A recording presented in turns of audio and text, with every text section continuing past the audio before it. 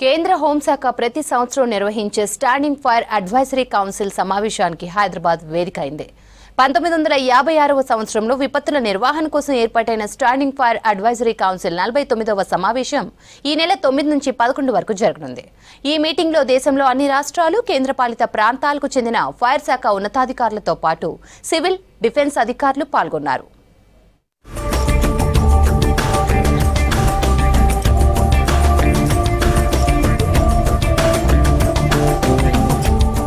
దేశంలో ప్రమాదాలు, ప్రకృతి వైపరీత్యాలు, విపత్తులను ఏ విధంగా ఎదుర్కోవాలో కౌన్సిల్ సమావేశంలో చర్చిస్తున్నారు. కేంద్ర హోంశాఖ ఆధ్వర్యంలో జరుగుతున్న ఈ సమావేశానికి 4వసారి తెలంగాణ రాష్ట్రం ఆతిథ్యం ఇచ్చింది. దేశంలో వివిధ రాష్ట్రాల నుంచి 65 మంది ఫైర్ డిపార్ట్మెంట్ డైరెక్టర్ జనరల్ ఆఫీసర్స్తో పాటు ఇతర అధికారులు పాల్గొన్నారు.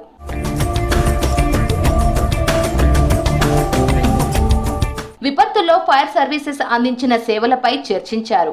ఫైర్ డిజాస్టర్స్ ను ఏ విధంగా అరికట్టాలనే అంశాలపై సలహాలు, సూచనలతో కూడిన చర్చలు జరిగాయి. దేశంలో అందుబాటులో ఉన్న అత్యాధునిక ఫైర్ సేఫ్టీ కిట్లకు సంబంధించిన స్టాల్స్ ను ఏర్పాటు చేశారు అధికారులు. This forum is a very important forum. It is an advisory council, as the name itself suggests. So what we do is, it is not just a talking shop. So the issues which are raised by the different states, they are actually sent to us. All those different issues under different heads are then collated. Each issue, then we ask that state to explain it in this forum, what the issue is, because of course you have sent it, and then the idea is to deliberate over that and to come up with some conclusion, nidan, what is to be done regarding this issue, how this issue is to be addressed. That is the whole idea. కేంద్ర ప్రభుత్వం కేటాయిస్తున్న నిధుల వినియోగం, pending నిధులపై fire DG అధికారులు చర్చలు జరిపారు. రాష్ట్రాలకు రావాల్సిన 15వ ఫైనాన్స్ ఫండ్స్, తెలంగాణ రాష్ట్రానికి రావాల్సిన నిధులపై మాట్లాడారు. ఎస్ఎల్బీసీ టన్నెల్లో జరుగుతున్న రెస్క్యూ ఆపరేషన్లపై త్వరలోనే క్లారిటీ వస్తుందన్నారు fire DG Nagireddy. 15th finance commission సంబంధించి గవర్నమెంట్ ఆఫ్ ఇండియా టోటల్ 5,000 కోట్లు అన్ని రాష్ట్రాలకి 28 రాష్ట్రాలకు సంబంధించినటువంటి ఫైర్ డిపార్ట్మెంట్స్ని మోడర్నైజ్ చేసేదానికి పెట్టారు. సో ఈ 5,000 crores దాంతోపాటే 25% స్టేట్ షేర్ ఉంటుంది అందులో.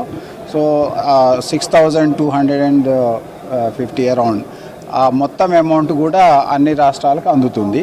సో ఇంతకుముందు వాళ్ళు మన గవర్నమెంట్ ఆఫ్ ఇండియా ఆఫీసర్ చెప్పినట్లుగా టోటల్ 28 స్టేట్స్కి ఆల్రెడీ అమౌంట్ రీచ్ అయింది.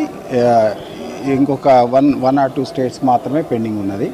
సో ఈ అమౌంట్ కూడా నెక్స్ట్ ఇయర్ March 31కు ల్యాప్స్ అవుతుంది. అయితే గవర్నమెంట్ ఆఫ్ ఇండియాలో ప్రయత్నం జరుగుతుంది, ఇది ఏదైనా ఎక్స్టెండ్ చేసేదానికి ఏమైనా స్కోప్ ఉందా అని చెప్పి. సో ఎస్ఎల్బీసీలో ఆల్రెడీ మీరు చూస్తున్నారు గత ఆల్మోస్ట్ మోర్ దాన్ 1.5 month నుంచి కూడా సో రెస్క్యూ ఆపరేషన్స్ కంటిన్యూ అవుతున్నాయి. సో దాంట్లో దాదాపు 200 మీటర్ల వరకు మట్టిని క్లియర్ చేయడం జరిగింది. ఇంకొక 10 రోజులు పడుతుందని చెప్పేసి భావిస్తున్నాం అక్కడ రీచ్ కావడానికి. భవిష్యత్తులో ఎలాంటి విపత్తులు వచ్చినా కేంద్ర, రాష్ట్ర ప్రభుత్వాలు సమన్వయం చేసుకుంటూ మరింత వేగంగా చర్యలు తీసుకోవాలని స్టాండింగ్ ఫైర్ అడ్వైజరీ కౌన్సిల్ అధికారులు సూచించారు.